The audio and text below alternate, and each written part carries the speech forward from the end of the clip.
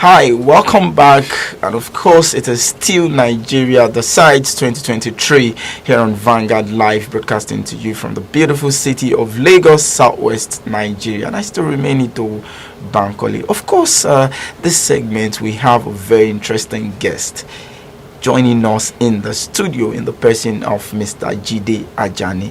Mr. Jide Ajani is the general editor of Vanguard newspaper, and of course he's going to be giving us deeper insight into the electioneering process as it is currently ongoing. Mr. Jide, you're welcome to the show. Thank you very much. Good morning, Nigerians. Yeah.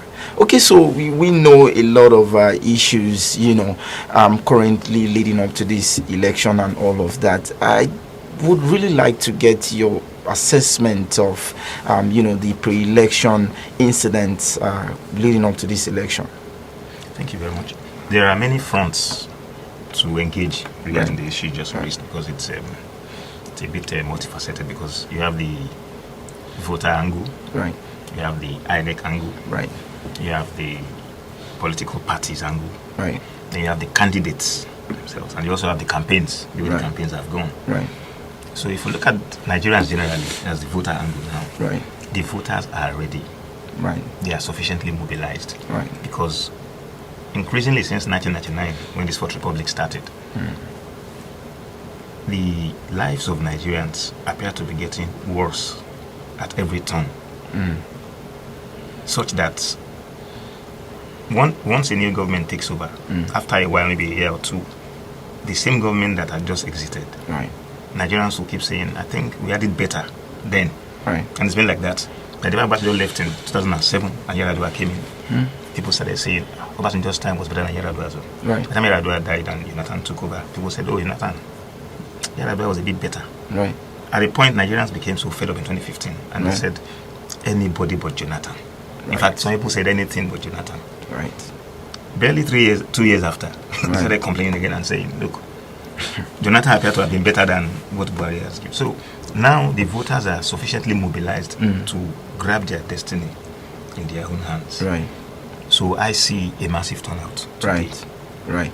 Now, when you look at the angle of the INEC, the election management body, INEC has also put in place so many strategies to enhance and improve on its past performance. Right. So we expect that today INEC will be optimal in its activities. Right.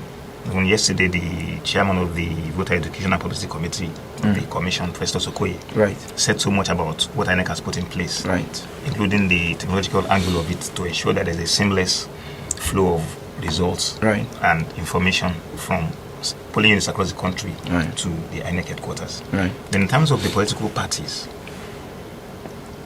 apart from what we see on the surface, the activities leading up, like we had published in Vanguard earlier in the week, the crisis you see today in PDP and APC were crises that were sown and they have their foundations in how their chairman emerged. Abdullahi Adamu was imposed on the party by President Buhari. Elche Ayu was brought in by the governors against the interests of the establishment of PDP. And establishment, when I mean establishment, I mean the old guard generals of Obasanjo, in quote, who claims not to be partisan anymore. And then the likes of Babangida, General Aliyu Gusau. So the governors ensured that they imposed Ayu on the party. But what you see during the primaries and during the convention was democracy at work. People voted, and then you saw who became chairman of each of the parties.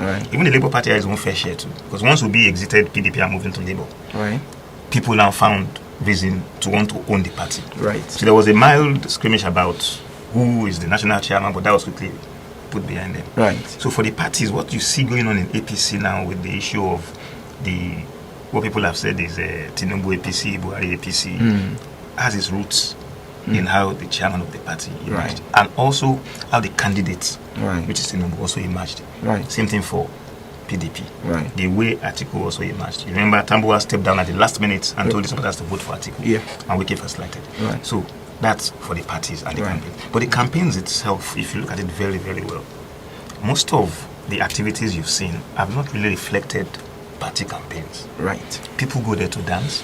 People go there to insult the opponent. And then you discover that rather than have what you used to what we are used to during the June 12th time, when MKO actually spoke to the issues directly. What we've seen now is just drama that is not fit for real political campaigns. Right. Okay, let me quickly take you on the, the readiness of Nigerians, like you rightly noted, that's on the part of the electorate. You said it seems as though Nigerians are much more enthusiastic about this election or going out to vote in this election. What do you think is responsible for this? Some have said social media buzz, a lot of awareness being created on social media. Do you think that really played a major role, or do you think it's as a result of some of the happenings over time in the country? It's both. Right. The social media has become, I wanted to say superhighway to move information, but that would be you mimicking somebody. But seriously, the role of social media in this campaign cannot be overemphasized, because many Nigerians are now much more aware than they were even in 2019, and then access to phone, and access to information, is at a level that is unprecedented now. Right. So that is a major factor. But the more important factor is the fact that their lives matter. Right. And with what they've gone through in the last 8 years, some who feel things are going well are insisting that the incumbent party must come back. Some who feel things are not going well are saying no, enough is enough. So it's about their destiny. Right. It's about their future. Right. Incumbent party coming back, not coming back. Lately we had the issue of the Naira redesign policy, and of course, fuel scarcity for close to about 2 or 3 months now. Do you think those are going to impact, the outcome of this election? They are. But I'll lay a basis for what I want to say now. Right. You see, I'm a Nigerian. Right. And I believe in Nigeria. Right. Unfortunately, many people mouth what I've just said, and they don't really mean it, either consciously or subconsciously. Once something favors some individuals in this country, they tell you it is the best, even if it's not good. Once it doesn't favor them, even if it is the best, they'll tell you it is not good. And that type of thinking is not sustainable in the long run. Right. And the thinkers have said, to get sustainability for anything you want to do, there are 4 basic things you must deal with. Right. It's about the known and unknown concepts. Right. There's this concept of the known. Right. You know what you know. Right. And because you know what you know, you feel you are sufficiently informed. The other aspect of it is the unknown, the known unknown. Right. You know the things you do not know. Right. But these are things you are aware of, but you do not understand them. Right. The third part of it is the unknown known. Right. Things you do not know, right, but you know you do not know. Right. And that's things that you understand, but you're not aware of. The last part of it is the unknown unknown. Things that you do not even know, you do not even know. So it's the interplay of these 4 quadrants that determines how well whatever you want to do is sustainable or not. Now, the Naira design, when it first started, some people raised the red flag and said the policy is coming at the wrong time and it might have a negative impact on the elections. But those who thought because it was a government policy, it was their party's policy, they said no, it was meant to curb corruption, it was meant to stop kidnapping and reduce the rate of kidnapping and reduce insecurity. Unfortunately, when the policy now began to hit home hard, that was when you found people complaining about the same policy they said was good, because initially they thought it was good for them. Now, that is how the Nigerian thinks. Most Nigerians, that's how we think. And unfortunately, that type of thinking would not help us. That is what has brought us to the point where we are now. Even the issue of the fuel scarcity. Right. In 2016, the incumbent government said it was removing subsidy. Right. But some of us knew that the government wasn't removing subsidy. It was only a price regime, a change of price. And people said, no, subsidy. And they said, no, subsidy has not been removed. What the government has just played on is to increase the pump price of PMS. Unfortunately, today, the amount of funds going for subsidy is so humongous that it's enough. It would have been a budgetary fund for, say, 2012 or 2013, just for subsidy alone. Right. So these 2 things have their own impacts, and they are negative. in more ways than one. Okay, I would like you to quickly touch on this, before we move on to the issue of insecurity and all of that. Some people are of the opinion that, the Naira redesign, fuel scarcity, was created, or it was the artificial creation of some certain person, to target a particular candidate. Do you think that is right? That is right and that is wrong. Okay. That is true and that is false. Right. It goes back to what I said, responding to your last question before this one. Once a policy favors a set of Nigerians, even if it's a bad policy, they will tell you it's the best. Right. Once it doesn't favor them, no matter how good it is, they tell you it is not good. Right. So those who say, and unfortunately, the paradox in that thinking is that suggests that some people have stored up cash to be used for purposes other than altruistic. Right. The counterpoint to that also is that for elections, you need to mobilize your agents. You need to mobilize some food vendors who would have made food, and you need to pay them. Right. Again, a further alternative view to that will be that why not do transfer? Because if you notice, in spite of all the hardship that people have been going through, the thinking of enthroning a regime of cashless economy appears to be catching on more now than before December last year. Yeah. So in a way, the policy, in my view, is working, but the implementation and the attendant hardship. Right. The timing is a matter of individual thinking. Because, like the president said, people had 3 months. Right. 3 months. Right. The argument against what the president has said is that we go to the bank to deposit our old notes. We couldn't get the new notes. All right, Mr. Jide. Well, let's quickly look at party politics, like you rightly mentioned. Then you talked about the PDP and all of that. Let me quickly ask you, because you seem to have a deeper insight into some of the happenings in the PDP. Governor Wike and other governors, the G5 governors, widely known, the impact, the leaving the party, the political wranglings and all of that. I'm trying to choose my words here, right? Bedeviling the party. Do you think we should expect some kind of drama, as a result of that? The quantum of insight I have into PDP is as good as what I have for APC or Labour or any political party for that matter. Right. In fact, I would even want to claim that I know more about INEC than the political parties. We are still going to INEC. We are still going to INEC. Now, the problem in the PDP is not limited to just the wranglings of the G5.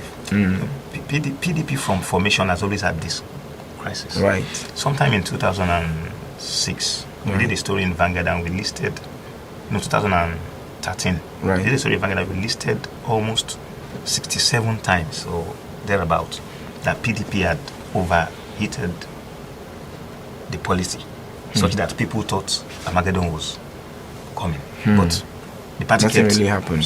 surviving until the last one in 2014 that some governors walked away at the convention and all that.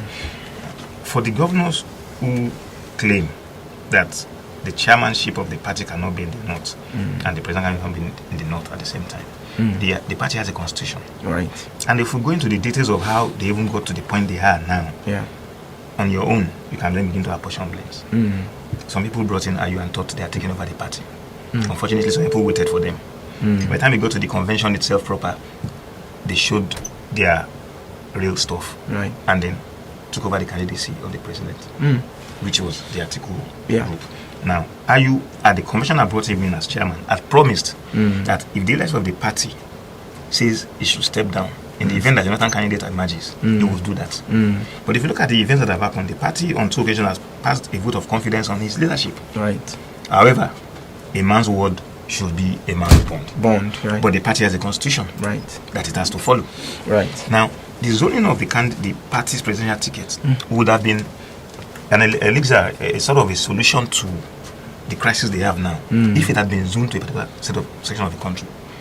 Mind you, at the candidate of the party, Atiku, had said, if the office is zoned to the southeast, or the Northeast right. who will contest. But if it's zone to the Southeast alone, they will not contest. Right. But some people within the same party, part of those who are complaining now, frustrated the move to even zone the party presidential tickets. Right. And that's, in all honesty, was the reason why Peter Obi left PDP. That's the reason why he left PDP. So, for those who are complaining now about the candidate of the party coming from the North, chairman from the North, the party has a constitution. And mind you, that constitution was amended by some of the same forces who are complaining now. Because in 2011, the chairman of the party was from the Southeast. Right. Something happened in the Southeast. Right. He had to resign on the floor of the convention based on a court case. Unfortunately, his deputy then, because the PDP had a chairman and a deputy chairman. Right. The deputy was from the North, so the North took over the slot of the Southeast. Right. To deal with that problem, another problem was now created. Right. What the party did to amend the constitution was to say that we would have 2 deputy national chairmen. Right. All right, sir. Let's quickly speak to one of our correspondents who is standing by to talk to us. Of course, we are still going to come back to your thoughts there on the PDP wranglings, and of course, we'll move on to insecurity and then INEC. Egufe, can you hear me? Egufe, can you hear me? Hello, Egufe, can you hear me? Hello? Right, I think we are having network glitch there. We'll go back to Egufe shortly. Okay, so Mr. J, like you were discussing, I would like us to look at the impact of Governor Wike in all this, PDP settings, because a lot of people feel that he has a personal ambition, to become the flag bearer of the PDP, and that is why, Governor Wike and a few other governors left the party. What do you know of Governor Wike's forming a particular alliance with other governors? As I was saying before, the party constitution is supreme. Yes. The amendment of the constitution to avoid a situation where a section of the country would lose its allotment, right, was that the party decided to have 2 deputy chairmen, right, one from the North and one from the South. Right. Then they had 6 national vice chairmen, right, for all the 6 zones. Right. The idea is that if the chairman of the party from the North, right, is made to lose his seat for any reason, whoever will take over from him will be from that same section of the country, the North. So the deputy chairman North will take over. Right. That was the solution they found. Unfortunately. So hold on a second, sir. Hello, Egufe, can you hear me? Hello, can you hear me, Egufe? Hello, Egufe, can you hear me? I can hear you. All right, good morning. I can hear you. Yeah, good morning, Egufe. Good morning. All right, please, can you kindly tell us what is the mood like in Rivers at the moment? Tell us about, voter accreditation, movement of material. Right now, the area I am is Obiako. Right. Ward 13. Right. Obiako basically is the local government with the highest number of voters in Rivers. Right. And where I'm standing now is Ebony Road Junction, and I have a lot of eligible voters going about their normal business peacefully, and some are seated, keeping an eye on their polling units to wait for the arrival of materials. Egufe, what do you mean? What do you mean? What do you mean when you said going about their businesses? Does that mean that they are not going to vote? Many of them are coming out, tracing their polling unit to stay. But where I am now is Obiako Ward 13, Unit 12, and I have a number of persons here, women and men, waiting, keeping an eye on their units and waiting for arrival of material so that they will start the process. All right, so what can you make of the security situation on ground? Are there more policemen on ground and other security, agents? It has not really been intense. When the places are passed, you just find a few checkpoints around, and then when you get there, they do some stop and check. Right. Try to know whether you are on a special duty, and then if you are able to prove yourself, they allow you to go. Okay, so Right, Egufe, from your assessment, like we have a number of people coming out to vote. Is that what you were trying to say? Right. Okay, so the incidents of explosion and other insecurity reported, few weeks leading up to this election, it does not really affect the voter turnout. From the mood of what I see now, there's really hardly any meaningful impact from those cases. In fact, what is also happening is that where I'm standing now, which we are on a video call, you also find some of those persons waiting, discussing some of these issues too. All right. They are happening. They are just discussing them, expressing their different opinions. But basically, there's eagerness for people to vote. I just met a guy who was telling me, checking from the INEC handbook I have, whether I could track his unit that he registered somewhere some time ago. He lost the card and had to go and register somewhere, and from what he has now, he doesn't know his unit. So there's eagerness to vote. People are standing, like I said before, just waiting in their unit to wait for arrival of INEC officials. Right. I think those issues of insecurity have not really had any meaningful impact in dissuading people from coming out to vote. Right. Egufe, thank you very much for your report. We'll definitely get back to you shortly. Thank you very much. Thank you very much. Thank you. All right, sir. So that was Egufe, Vanguard's correspondent in Rivers State. Well, he just said the issue of insecurity, explosion that we've reported so far, of course, are not really affecting voter turnout. What do you make of what he has said? I said earlier that the voters are sufficiently mobilized to participate in this election. And I don't think anything will dissuade them from observing their civic responsibilities the way they want to today. And that's a reflection of what he has just said. Sir, so let us quickly look at INEC's preparation, compared 2015, 2019, and of course 2023. How would you rate INEC's preparation? Of course, we know there have been an improvement in terms of technology deployment and all of that, financing and all of that. Tell us what you know about INEC's preparation so far, sir. I think INEC is sufficiently prepared for this election, and like you mentioned, the issue of technology. That's where the BVAS comes in. Right. BVAS is the Bimodal Voter Creation System, BVAS. And unlike before, where it's just your fingerprint. Right. Now, your fingerprint and your face, your facial will also be used to accredit you. Right. And that's what BVAS. And that is really going to be a game changer. Right. In this process. That's one. Number two, the Electoral Act 2022, as signed by the President, has also made it possible, because it's more voter friendly. It's voter friendlier than what we had before. Right. Such that at the polling units, the polling unit has become the center of universe for whatever is going to happen. Because from that polling unit, whatever happens there would ultimately determine who becomes the president. If the letters of the Electoral Act and the electoral guidelines as issued by INEC are strictly followed. Right. So in terms of preparation, INEC has done its best. In terms of the output, is what we are seeing today with people coming out en masse. The outcome is what we should now expect to crown the efforts of INEC, because at the end of the day, it's no longer about just input and output. It's the outcome that matters. Because if the outcome is not what is pleasing to the eyes or pleasing to the ears, then all the efforts of INEC would have gone up in flames.